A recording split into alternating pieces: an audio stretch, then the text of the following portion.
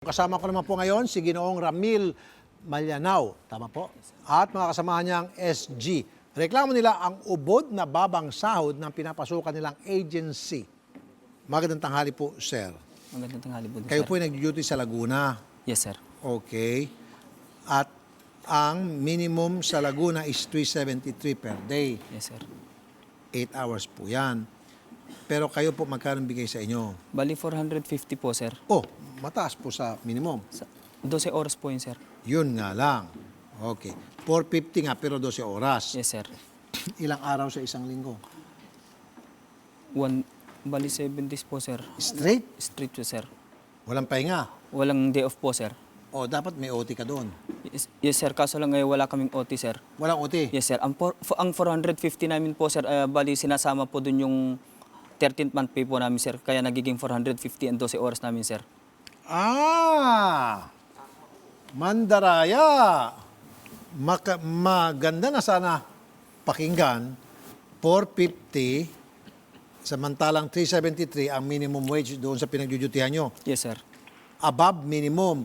Ang 60, pinapatong na yung 13-month pay para masabi lang na sila ay sumusunod sa minimum wage. Yes, sir. Lampas pa. Abay, winawaisan kayo. 12 oras pa. 12 oras po, sir. No OT. Okay. Nasa linyang telepono si Bagyo Florencia. Bagyo to ah. Dagyo po, sir. Dagyo. Okay. Po, sir. Manager po ng Interstar Agency. Yes po, sir. Magandang hapon ulit, sir. Ako yung kausap niyo, sir, di yung unang nag-usap tayo, sir. Opo. Nareklamo na kay dati, sir. Hello, sir. Nareklamo na pala kay dati di sa amin. Yan yung mga, yan di naman nagpunta soon, sir. Yang, di ba, sir, sabi niyo, pumunta sila sa Dole, sir. Opo. Well, sir, kung ganun, sir, second time na kayo na reklamo nito, nice to talk to you again. Yes, sir. Nice to meet you, to talk to you again, sir. Ganito po, sir, if you may allow me to talk, sir. Sige po. Nagpunta na sila sa Dole, sir. May, nag-set na ng hearing na kami. Na-inspection na rin yung Santa Rosa Complex. Ngayon, ang nangyari, sir, after na ma-inspection ng Dole, sinulatan kami ng, pinatawag ako ng yung client namin na dapat i-determinate na kami, pero hindi naman po pwede. Hindi namin kaya na walang gwardiya. So, magbabawas kami ng gwardiya from 27, 12 na lang ang naiwan. So, alam naman nila yun po yung nangyari po.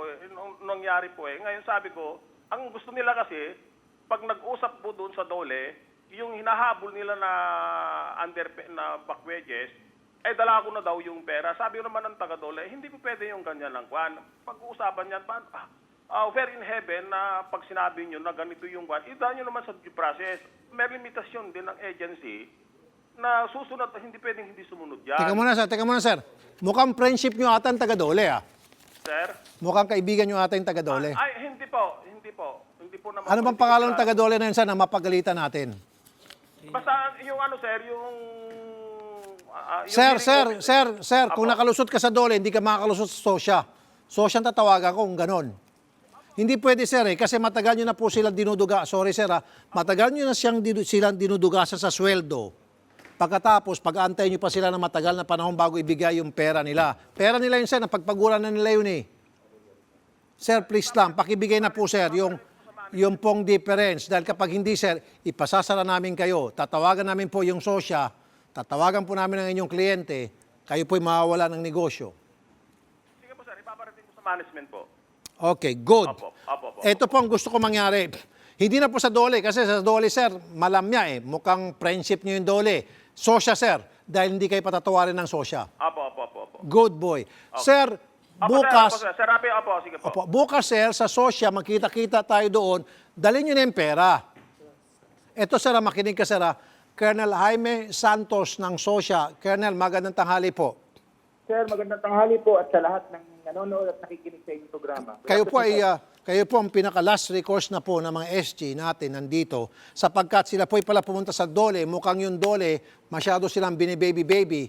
At alam ko dyan sa Sosya, hindi mangyari yon. Kawawa po to sila, sir. Matagal na sila nagtiis na dinudugasan yung kanilang sweldo. At ngayon, meron pa daw due process bago ibigay yung kanilang tamang sweldo. Sir, pakitulungan na lang po, Colonel. Sir, maghihintay po kami. Very good. Maghihintay po kami rito. Asikasuhin po namin yan. Isusomon po namin o patatawag namin for mediation at papaliwanag namin sa kanila yung kanilang fault sa nangyari. At, and if there is a possibility na gagawa natin ho ng paraan na matulungan natin, gagawin po natin as soon as possible time. Very good. Colonel, sobrang thank you, Colonel Santos, ng SOSYA. Salamat po, sir. Thank you Opo, po. sir. Wala ka naman po. Salamat din. God bless po. Mabuhay ka, Colonel. Mr. Dagyo, Apo, sige, nakikinig ako, Sir Rafi. okay, sa SOSYA, sir, magkita-kita doon. Pakiready na po yung pera ninyo. Huwag ko kayong maniwala sa dole na kausap nyo.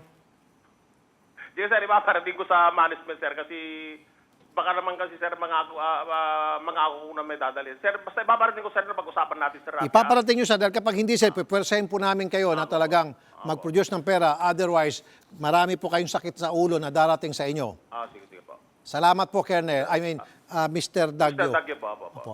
Sir, sasamahan namin kayo sa dole, mag-file kayo ng formal complaint. Pagkatapos ko kayo makapag-file ng formal complaint, ngayong araw na ito, Biyernes o pinakamatagal na Lunes, may pera na kayo. Yes, sir. May pera na kayo, sinisiguro ko sa inyo. Hindi pwede. Ang tagal nyo lang antay, tapos anay pang cheche boleche. Lunes, pinakamatagal na, sir, nasa kamay nyo na yung mga pera nyo. Okay? Yes, sir. Thank you Sir. po. Thank you po.